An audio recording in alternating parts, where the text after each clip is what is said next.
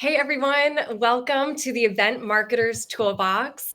My name is Caitlin Carey and I am one of the co-hosts. I wanted to introduce my other co-host, Chris Dunn. I'll pass it over to you. Hey guys, I'm Chris Dunn. I'm with Blue Hive Exhibits, and could not be happier to be here and to be having this conversation with these two amazing women here in the event world. We're gonna dive in. We're gonna learn a whole bunch of stuff today. It's gonna be great. Amazing. We're so excited to have Emily Knight here joining us today. When we were putting together the calendar for this event series, really specifically tailored for event marketers, I really wanted to bring in people that talk about the foundation of events. You know, what are the big blocks that you need to get set up first to ensure that your event will be successful. So I immediately thought of Emily Knight of EFK Strategies, who's here with us today. And before I turn it over to Emily, you know, you may recognize her from her previous jobs here in Boston, you know, whether it was opening the Liberty Hotel, catering at Baker's Best, running the events over at Boston Magazine.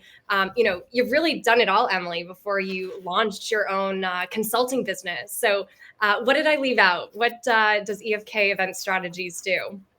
Thanks, Caitlin, and thanks, Chris. I'm psyched to be here. Yeah, you touched on a lot of it. So I've been in the Boston event industry for 20 years now. I started in hospitality and hotels pretty much right when I graduated college. Had an excitement and a drive to learn more about events.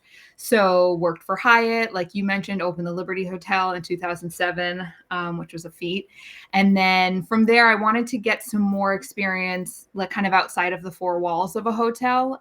Working in the same venue day in and day out, you learn a lot, but I wanted some experience building tented events outside and working in people's homes and working in all sorts of cool venues around the city. So that's when I started working in offsite catering.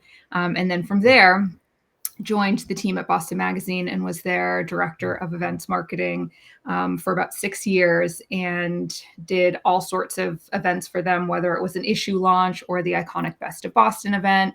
And we ranged from, 20 guests to 3,000. So got a lot of experience in festivals and all types of programming. And then in 2021, I started my own firm, EFK Event Strategies, and my focus primarily is nonprofit events with some corporate clients as well. Okay, amazing. That's pretty amazing, man. So 20 years. I've been at Blue Hive almost 20 years, and in that time frame where I've basically had the same business card for the most part, you've done all those things, that's pretty awesome. So congratulations on that. So you started your own company totally coming out of COVID. Was that something that you think was in the cards prior to that, or did that just happen organically because the event industry basically shut the doors and said we're closed for business?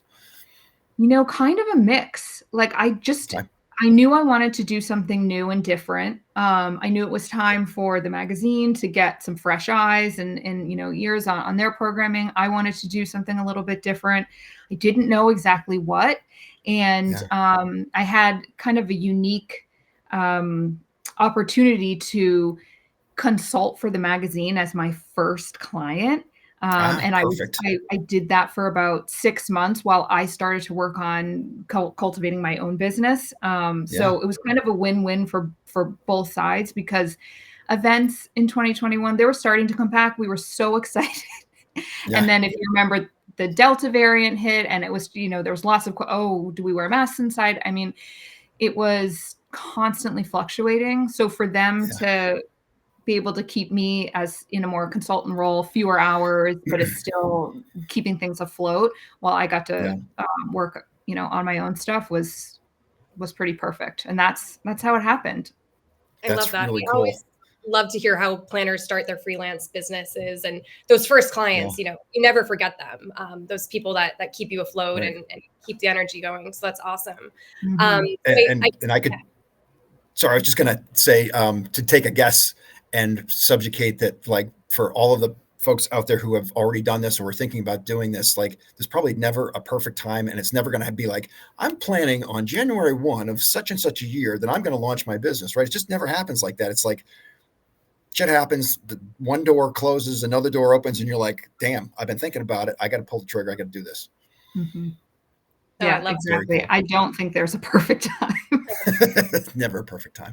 Yeah. So, hey, listen, today we're going to be talking about kind of not just, excuse me, the kind of the deep dive into what Emily's done specifically, but when we were having our pre-call the other day, so I'm a trade show guy, right? I'm on the trade show side, and Caitlin really represents event planners and corporate events, and we kind of meet in the middle. And some of the things that Emily was saying the other day was like blowing my mind with regards to, like, she's talking about corporate events, she's talking about nonprofit events, she's talking about festivals, and while I'm hearing that, I'm thinking, like, this is the same stuff that we're doing or helping our clients do on the trade show floor when they're in, a more typical trade show setting. So anyways, we're going to kind of dive into that and look at where those things kind of meet in the middle, which I think is just really kind of cool.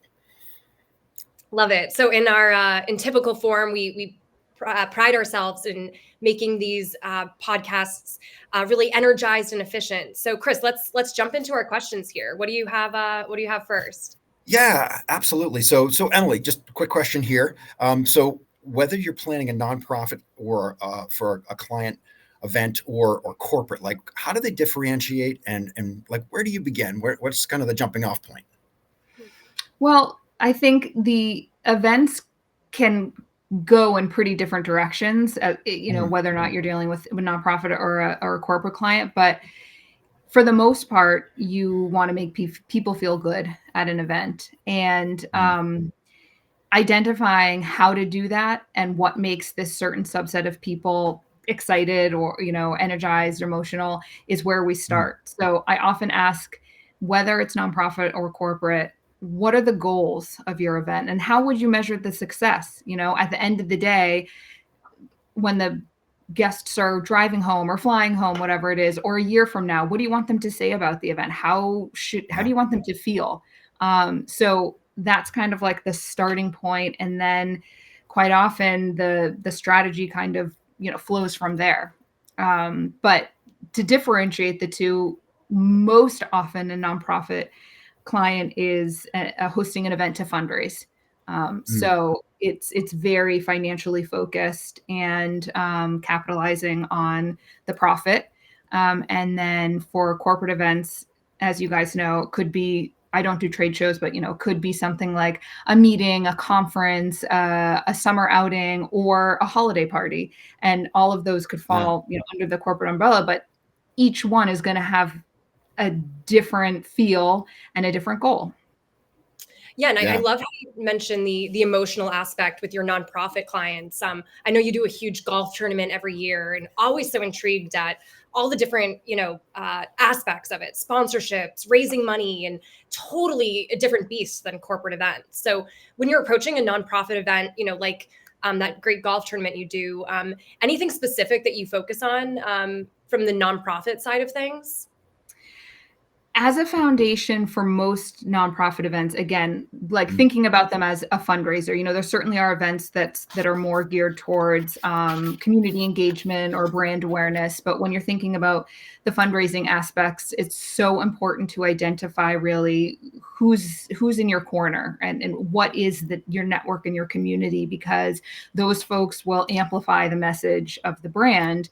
And to have a really strong committee who will really act as like the ambassadors, your cheerleaders for the organization, is critical in ultimately raising the funds, and then identifying even a subset of the committee who are the co-chairs, like the hosts of the event, who again are pushing the message. They're reaching out to sponsors, getting donations, promoting ticket sales, all those aspects. And then also are just folks who are excited about the mission in general and care about what the event feels like. Maybe someone is really interested in food and wants to help you with the menu, and somebody else is super excited about entertainment and they want a very specific DJ at the event. It's like you want to bring people to the table who have opinions and share an excitement. So that's kind of like where we typically start with nonprofits and go It's from such there. Yeah, I always love seeing what you're working on. And, I know how hard it is to work with corporate budgets. And just when you're working with an audience that you're trying to get them to feel a certain way, to them take an action on site, not just, come schedule a meeting with us to demo our product, but, give us your money. Like you are so good at that. And it's really an art that I feel like you've mastered.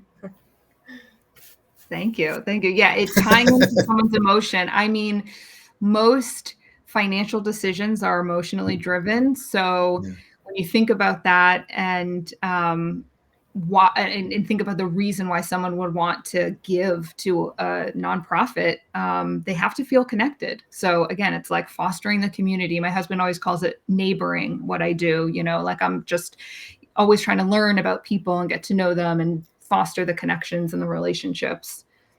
Oh, I love that. Borrowing the cup of sugar from your neighbor. Yeah, exactly. Exactly. So, and this is so interesting and cool because what we do is dramatically different and the same at the same time. So, as you're talking about this, I'm thinking about like, again, right, my kind of side of the fence, more specifically tends to be trade show related. When we think about kind of engaging people on the trade show floor, we think about how do we create that emotional connection? How do we engage the senses when we invite people to come into our space? How do we, as exhibit designers and builders, how do we ideate around a theme or an activation or something like that that's going to live in the booth, that's going to really engage people? So this is something that, again, we were talking about this the other day. And, when we think about kind of, the countless activations and activities and so forth that you've created for your events, again, I'm kind of seeing the trade show side of it, but it's so cool to see how it's at the core, we're human. We're engaging people. We're creating memorable experiences. It doesn't matter whether we call it a corporate event, a trade show, or an SKO or a retirement party. I mean, you've done all these different things, and yet at the base level, we're trying to do a lot of the same things. Yeah, just like you said, the five senses. Yeah. I was at an event, not mine, that I produced. I was at an event recently, and they had a signature scent. Like it was like diffused into I don't know how the HVAC system. Yeah. I'm not It just permeated the whole place. How it was happening, but it did make you feel differently. Or I don't know how familiar you two are with hotels in Boston. I think quite familiar. But if you know the Lenox Hotel, you walk in and they have that signature scent. I mean, it sets you apart. It sets the event it's like apart. the new car smell, right? It's basically this manufactured scent, but we can all unite around knowing what new car smells like. Yeah, exactly. But I think that like immersive experience, a cocktail party with a couple of past hors d'oeuvres and an open bar is just like in most situations doesn't cut it anymore. So you want to make people feel good I even think about like where they're parking and how they're accessing the event, not just walking through the door, because even if you have nothing to do with the parking garage or the parking situation, ultimately it all ties into how they feel about their night or their day, or like, and so just like to think about from literal start to finish and keep the touch points going, the surprise and the delight, and getting people excited throughout their experience at an event. Yeah. It's great that you bring that up because it is so important. I'm totally going off script here, but flying on JetBlue a couple of years ago, sitting next to actually one of the guys who was jump seat or whatever, right? He wasn't actually flying the plane because he was next to me. At least I hope he wasn't. And I had told him about my previous experience, and I said everything was great until I got to the airport where I landed, and the baggage didn't come out for like an hour. So in my head, that flight sucked. That trip sucked because of that one little experience, even though everything else was great. And that's the exact same thing that happens in events. It's just it's human nature, right? It's like we're gonna glom onto that one thing that stuck out. Hopefully, it's a good thing and not like a bad experience. But control what you can control. But kudos on you thinking about every little step along the way, because the more that you can control, the less likely you've got those rogue bad experiences that kind of tend to happen across the board. Yeah. And for our event marketers out there, that's a really good thing to think about in your event comms. You know, like go experience the transportation yourself. Take the public transportation to the event. Try driving around and looking at the different parking options, walking, whatever it is, wherever you are, like take a look at the transit so then you can suggest the best route and the best plan of action. Because ultimately then people can plan ahead and say, oh, well, I'm going to take public transit today. Or, oh, actually, it looks like parking is going to be easier and they're giving a discount or something. And, it all translates into a better experience. I love that. Yeah, that attendee experience, especially in a city like Boston or, some of these convention centers, just knowing all those details and informing people ahead of time. People are so grateful for it, at the end of the day. It's just so thoughtful. And I think it really makes you stand out as a planner and ultimately makes your client look good. So I love that. And I know we talked about, you've done so many huge events that are, sponsorships and thousands of attendees, and always blown away to see what you were working on. And I know we talked about, those multifaceted experiences. You can no longer have a DJ and an open bar and think that that's enough. Can you speak a little bit about like any fun activations you've done that, I know we all have, 5-second attention spans. So anything to kind of keep the attendee journey going? You know what I love recently are these like living statues. I'm sure you've seen them. They've been in the event industry for a while, but I just find them coming like more to the forefront now. And they can be used as like greeters. And they look like actual statues. I mean, they're painted in to look like metal gold. If the folks listening haven't seen them before, and then suddenly a guest walks by and they're handed something, a scroll or something from one of these greeters, and you could use that as a departure experience, as an arrival experience throughout an event. And I love that as something that's completely surprising. And again, for us in the events world, we've seen them. Most normal people haven't, so they're like quite shocked and surprised. And then it turns into a photo experience. Everybody's taking their photo with them, then they use that on social. Suddenly you're being hashtagged or tagged in Instagram posts, and your awareness of your brand or whatever it is just being amplified again. Just organic. No, and I always think of that, us planners can be so jaded about some of these things, but right. Yeah, Chris, I know we were on the show floor. When at the Javits, someone was dressed up as like a praying mantis, and everyone, like adults, were taking out their phones and just were mesmerized by it. So can totally attest to that, or the people decorated in their mirrors. And we have to remember people don't go to parties every day like we do. But Chris, I had a client recently say about the mirror thing, like, oh my gosh, there was this guy and he had a disco ball head, like, and we've seen them, but they are so shocking and so fun to folks who aren't in the event industry. And again, for the event marketers out there, it's such a little fun nugget to like pull out of your pocket and have you maybe like don't even tell the client or don't tell the board or the committee. It's fun to have. We did a flash dance at an event last year, and we didn't tell anybody. The client and I knew, but the committee didn't know, the board didn't know. Everybody was completely shocked, and we got feedback that this was a 20th year celebration of a nonprofit event, and people were saying that was the most exciting thing we'd ever seen. Yeah, you do it all. I don't know anyone else who does flash dances. That's great. The opportunity to surprise and delight, right? Yeah. That's out there. And again, it doesn't matter so much, what we're talking about. It all kind of falls into that same kind of bucket. I just want to circle back before we kind of jump to the next thing, and just kind of, again, kudos to thinking the process through when you're imagining the attendee's journey at that particular event. As a salesperson, I'm always trying to put myself in my client's shoes, and you're doing the same thing, right? On that end of the spectrum, you're imagining like, okay, I'm on my way to this event. I'm on a train. I'm driving my car, whatever the case is, and thinking through all those little pieces. So even though we're talking about events, a lot of the things that we're talking about here can be so transferable to really almost any aspect of, kind of the business world or even your personal life. It's like surprise and delight people, just kind of think about them, put them first, be client centric, all those things kind of have a lot of legs, and they just make the feel, of that event that much better and different, hopefully. And so, Chris, before I ask you about some of these trade shows we've been at recently that have some of these festival elements, would love to just take a moment to thank Fist Bump for helping us put on the show today. Yeah, absolutely. Thanks for calling that out. So, Blue Hive is a sponsor of the event, but our partners in production is a company called Fist Bump. This is an organization that we jumped in with about 6 months ago. Been doing some trainings and so forth with them, and what they're doing in the way of helping companies kind of with their outreach. Listen, cold calling sucks. No one likes to do it. People swearing at you, phone slammed in your face.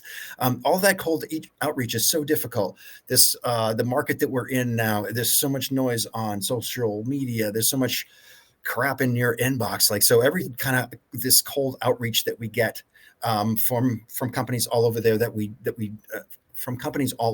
have no idea who they are. It's really easy to tune them out and delete them. And what Fist Bump really specializes in is helping you build revenue through reputation. So they're the ones who are actually producing this particular show. We've learned so much from their group, from their leadership, and from all of the people. And this podcast is part of our marketing plan. It's part of our ability to educate and entertain and empower, the folks in our networks. And I just really couldn't, we could not literally do this without them. So big shout out to Fist Bump, and thanks for sponsoring the pod. Yes, big thanks to Fist Bump. And so back to what we were just talking about, kind of adding those elements and really thinking about the attendee journey from start to finish. Chris, I know we've been on the show floor together at Money 2020 in Vegas and in Amsterdam. And that's one example of a conference that just goes above and beyond, and you really kind of get a tease of what conferences of the future could be like. Anything that you can highlight at Money 2020 that you saw that they did well, kind of adding some fun festival elements? Yeah, absolutely. So there are other shows doing this, but this one really stuck out to me, and I'm thinking back to I think it was last fall or last spring, I should say, and they really reimagined the entire trade show floor. So they thought about changing the way that shows work from the ground up. And I think there's multiple kind of pressure points that are happening in the marketplace. You've got Gen Z and millennials, close to outnumbering Gen X people like myself, and certainly baby boomers, right? So the way that we used to do things in the old days, they're changing. People want a different experience. They want more of a festival type of experience, and in particular, Money 2020 really did a great job. They had really cut up the trade show floor so that all of the exhibits and events were kind of all related, and they were kind of on the outside of the hall. And in the interior, one of the big activations in the center was this kind of speed dating type of things. Like, you got 8 minutes at every single table. You got a chance to talk to a whole ton of people, and they move you around. There was multiple stages. And you know what? HubSpot also did the same type of thing with their show, where the exhibitors and the activations and the stages, everything was kind of integrated, and it really kind of created a lot more energy. It wasn't like, okay, we're going to the trade show hall, and then we leave here and we go to the main session, and then we leave here and we go do these things. So I think there's this big push, right? The market is demanding a change in the way that shows are happening, and the smart companies that are putting these things together are paying attention to those market pushes, for sure. So true. And I know I always come to your team with some unique shaped booths for those shows, but I think, like we talked about, the attendee experience is just so thought out there, and they do a great job with pre-event anticipation, really setting the scene of what people can expect, making sure that it'll be productive on site. And then, that top tier design, really bringing that to life. So one thing, Emily, I wanted to touch upon here is, the themes at events. With Chris, we talk about the booth, the party experiences, and, building anticipation and this multifaceted approach. We really see companies on the show floor doing this the most. Could you talk to us a little bit about a theme that you've done at an event that's kind of run through from start to finish? Absolutely. We love a theme. It's Lean into the theme. lean into the theme. It can drive so many aspects of an event.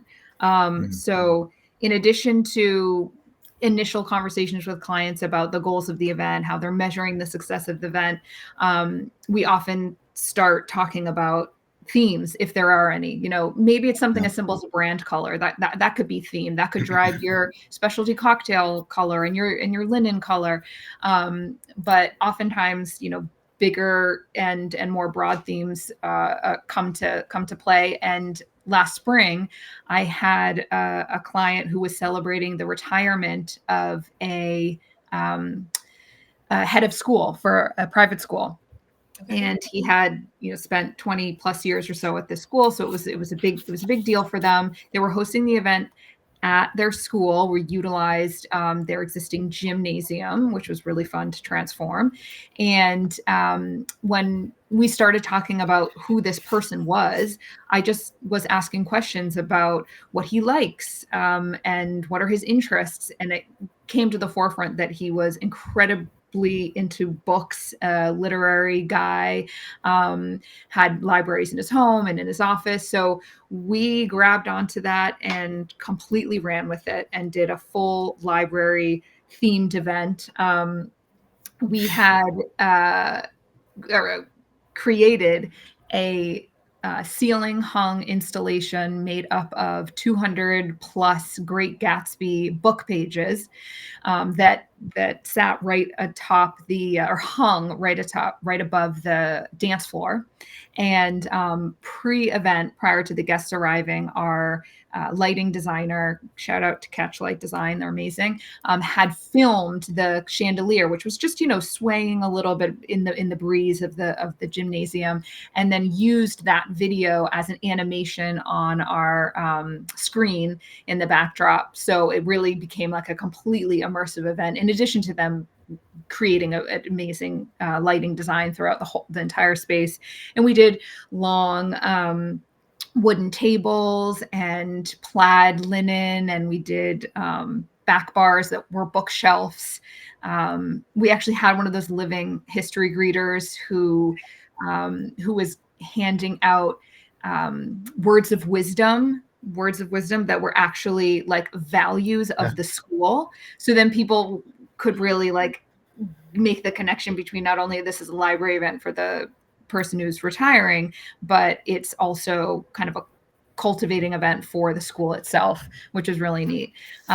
So that was a theme that we went full tilt boogie into, and we loved. Full tilt boogie. Let's unpack that a little bit, because I think there's probably a lot of folks who might listen to this, and you, like you said, you love the theme.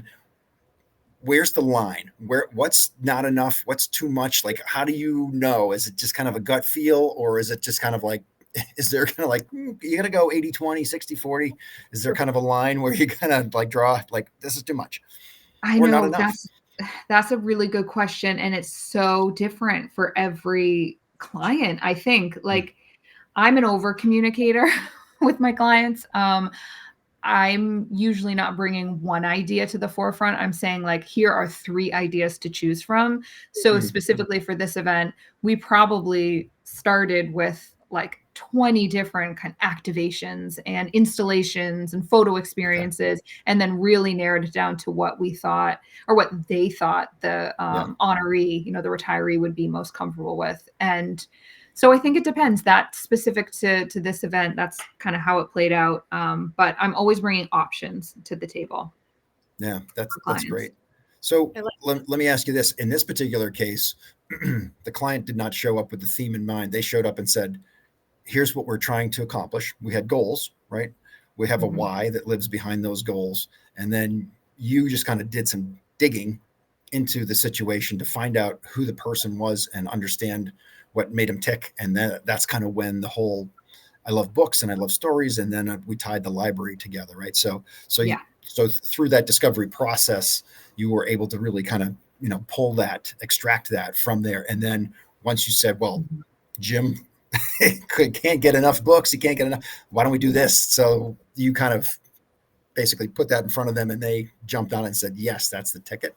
Yeah, exactly. I love that you used the word discovery too, because I feel like I like to call initial conversations like discovery calls. It's kind of like, let's just learn about each other, or let's learn about the event. Let's learn about the people again, because we want to tap into what's going to make these attendees feel good.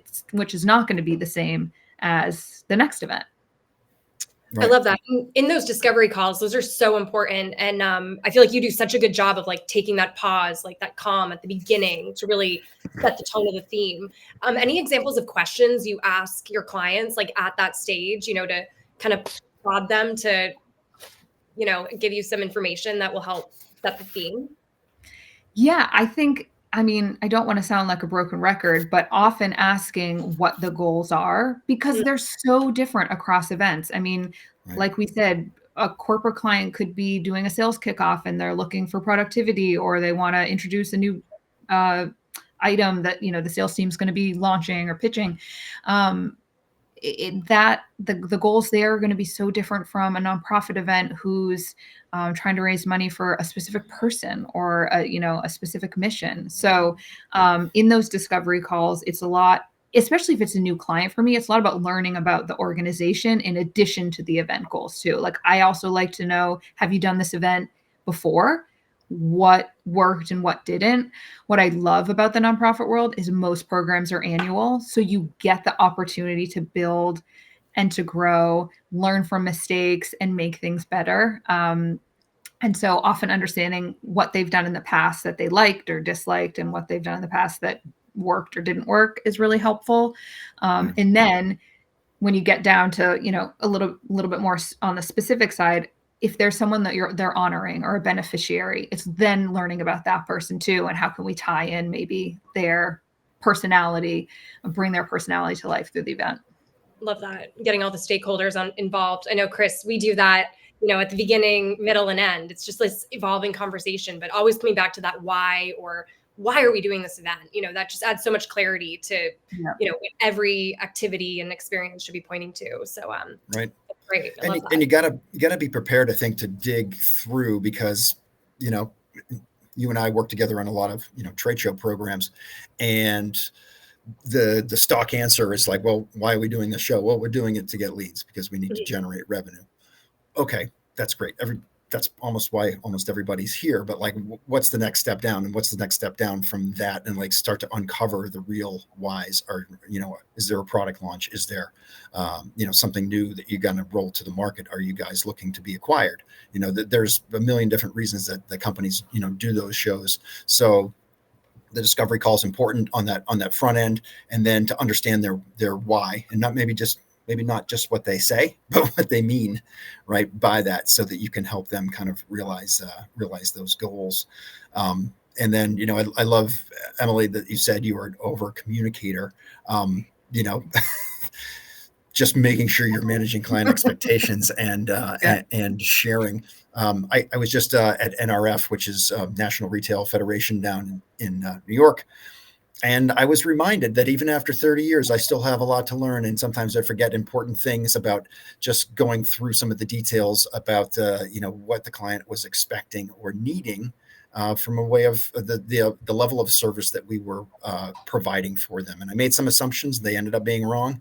And I learned, hopefully not a really hard lesson, but I learned to ask those questions. And even if I felt like that cost was somewhat unreasonable in its own little vacuum, that's not for me to say. Like, I'm going to put this forth to the client and say, here's all the things that I'm hearing from you.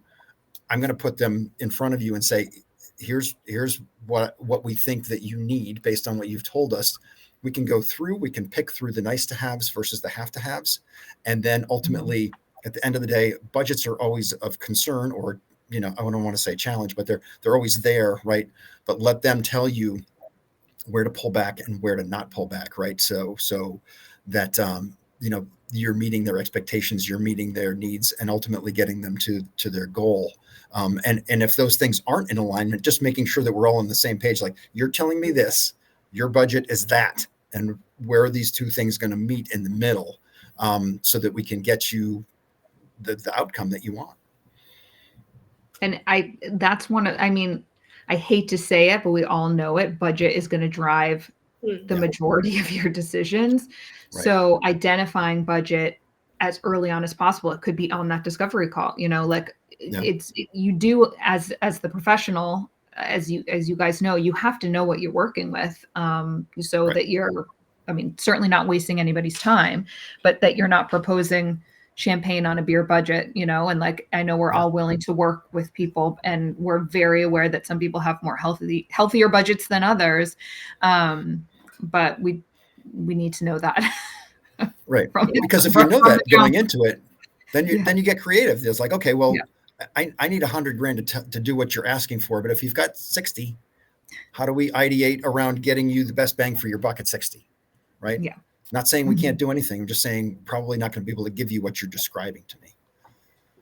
And one thing we were discussing too was, with every event, you learn so much. The event landscape is ever changing, and post COVID and coming into 2025, Chris, we talk about this often, but, asking those questions, over communicating, and, those post event debriefs where you can kind of write in those questions that you're going to ask next time or get clarity on. I'm always blown away that when I think my question list is complete, there's always something else to think about. Never complete. No, never complete. Yeah, absolutely. So this has been an amazing conversation. And Emily, we could probably talk to you for another couple of hours, but we are trying to be respectful of everybody's time. So this is really cool. From just to close us out, kind of a few takeaways that you might want to kind of just leave our audience with, some golden nuggets to put in their back pocket. Those golden nuggets. Well, I would say, regardless of who you're working with, ask them what their goals are for the event. I was even remembering, like, when I was working at Boston Magazine and producing these huge festival style events like Best of Boston, we often had upwards of 20 brand sponsors involved, of which I had to activate all of. And it was so interesting to be in that position, because the magazine, the host, is measuring the success of the event a certain way, but then every single one of those brand sponsors has a different goal and is measuring it in a different way. And so to now be in a position where I'm focusing more or less on one goal feels really good. Yeah. You're not going in 20 different directions at the same time. Yeah. Right. Because everybody just defines a win differently. Right. So that's part of that conversation that you're having. True. And turning over those leaves and so forth. Yeah. Amazing. Amazing. So I want to make sure that if people want to connect with Emily, to reach out, like, what's the best way to get a hold of you? Yeah, I'm on Instagram. Will admit it's not my strongest suit form of marketing, but Instagram is at EFK Events. EFK are my initials. And then my website is efkevents.com. You can check me out there. Both of those options have a direct link to email me, and email is the best form of communication to get started with. Oh, fantastic. I love that. That's great. I know. No doubt. Nonprofit needs, you're the girl for it. So that's She's awesome. the go-to gal. Yeah, with deep experience in the Boston marketplace. Yes. Get all the ahs out of there. We don't want any ahs at all. It's so true. Well, thank you all so much for joining us. As always, I'm Caitlin Carey with Pop Event. You can find me on LinkedIn. And Chris, where can we find you?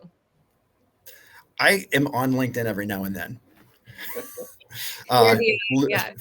You can find me at cdunn you can communicate directly with me, cdunn@blue-hive.com. I am an active LinkedIn guy, so I'm there on a daily basis. Love to chat with people. Love to talk about events and sales and the Patriots and all things event related, Boston related, and craft beer. I'm a craft beer guy too. I do that. Okay. He's your guy. Well, how about you, Caitlin? How do we find you? Oh, hey, LinkedIn is the way to find me. I'm on there all the time, and We're heading out to Barcelona for a big conference next week. Oh, So I'll be on nice. the show floor for next week's session, but would love to hear from you. So if you'd like to be on the show or have somebody that you think has some valuable insights for the event marketers as we're rolling into the year, we'd love to hear from you. So thanks again for joining, and we'll see you next week. All right. Thanks. Bye, everybody. Thanks for coming. See you.